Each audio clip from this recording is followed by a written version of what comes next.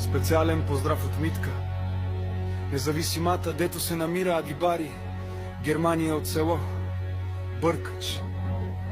Тя изпраща много любов и топли прегръдки към нейните прекрасни деца. Мима, Ивана, Тони, Бехатини Божидара, към нейния мъж Янко и към най-скъпото й съкровище, внучка Тани.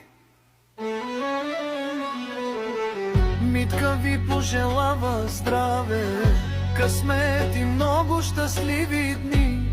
Нека домът ви бъде пълен със смях, разбирателство и благословия.